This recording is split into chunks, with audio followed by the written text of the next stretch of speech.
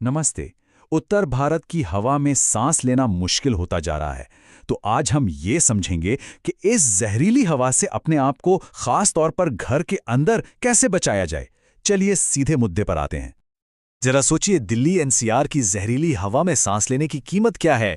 पूरी जिंदगी के 8 साल। जी हाँ, एक स्टडी के मुताबिक यहां रहने वालों की औसत उम्र इतनी ही कम हो रही है। डॉक्टर तो अब साफ साफ कह रहे हैं कि दिल्ली की हवा में सांस लेना रोज 7 सिगरेट पीने जैसा है।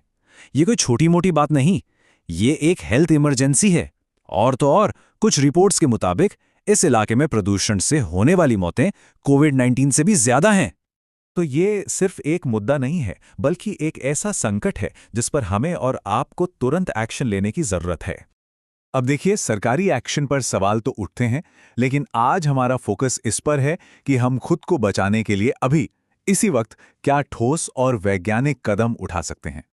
तो इस अदृश्य दुश्मन से लड़ने के लिए पहले इसे पहचानना जरूरी है।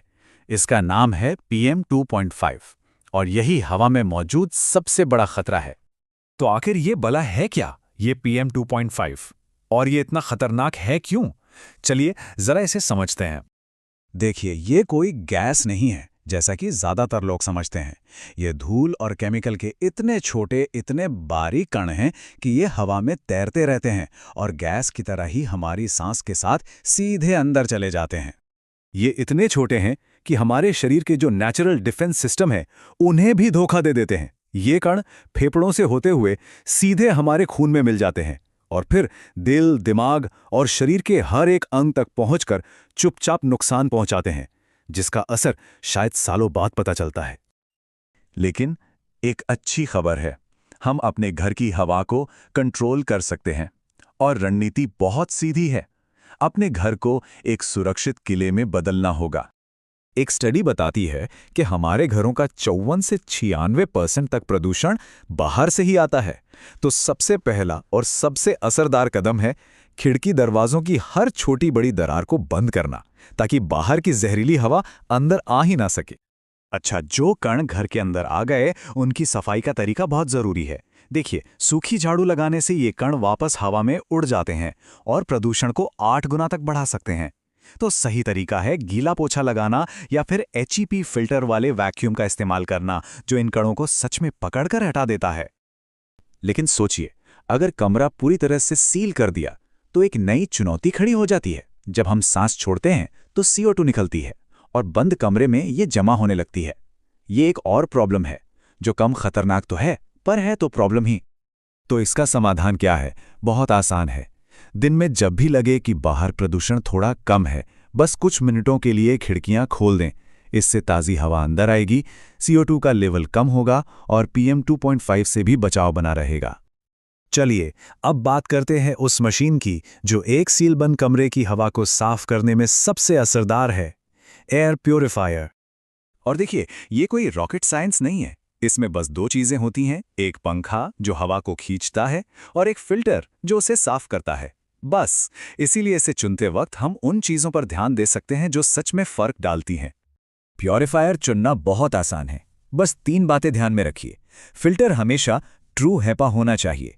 उसकी पावर, जिसे CADR कहते हैं, वो कमरे के साइज के हिसाब से हो। और हाँ, फिल्टर बदलने का खर्च आपकी जेब पर भारी ना पड़े। और अगर प्यूरिफायर खरीदना नहीं चाहते तो कोई बात नहीं, आप इसे खुद भी बना सकते हैं। इसे कॉर्सी रोजेंथल बॉक्स कहते हैं। इसे बनाने में बहुत ही कम खर्च आता है और ये PM 2.5 को 70% से भी ज्यादा कम कर सकता है। अच्छा, एक सवाल जो सबके मन में आता है, घर में लगे पौधों का क्या? ये भी तो हवा साफ करते हैं, है ना? सुनने में तो ये बहुत अच्छा लगता है, पर क्या ये सच में काम करता है? चलिए देखते हैं कि विज्ञान क्या कहता है। 2019 में कई स्टडीज की एक बड़ी पड़ताल में ये बात सामने आई कि 50 वर्ग मीटर के एक घर में हवा पर कोई खास असर डालने के लिए कम से कम 500 पौधों की जरूरत होगी। और तो और, इतने पौधों के बाद भी वे PM 2.5 को ज्यादा कम नहीं कर पाते। घर को सील करना ही काफी नहीं है, हमें घर के अंदर भी प्रदूषण पैदा करने वाली चीजों से बचना होगा। जैसे खाना बनाते समय एग्जॉस्ट फैन जरूर चलाएं और अगरबत्ती या मोमबत्ती जलाने से बचें। तो चलिए अब तक की सारी बातों को मिलाकर एक सीधा साधा और यादगार एक्शन प्लान बनाते हैं। तो ये रही आपकी पूरी स्ट्रैटेजी। पहला, एक मॉनिटर से हवा की क्वालिटी नापें ताकि दुश्मन दिखाई दे। दूसरा, दरारें बंद करें और गीले पोंछे से सफाई करें। तीसरा, जिस कमरे में सबसे ज्यादा वक्त गुजरता है वहां हेपा प्यूरीफायर चलाएं। चौथा, फिल्टर को हर 6 से 12 महीने में बदलें। और पांचवा, घर के अंदर प्रदूषण के स्रोतों पर काबू रखें। बिल्कुल वैसे ही जैसे हम साफ पानी के लिए वाटर प्यूरिफायर लगाते हैं, अब साफ हवा के लिए ये कदम उठाना भी कोई लग्जरी नहीं बल्कि हमारी एक बुनियादी जरूरत बन गया है। देखिए, इन तरीकों से हम अपने और अपने परिवार के लिए एक सुरक्षित माहौल तो बना सकते हैं, लेकिन वो बड़ा सवाल अब भी कायम है कि घर के बाहर की हवा को सबके लिए सांस लेने लायक बनाने के लिए आखिर क्या करना होगा।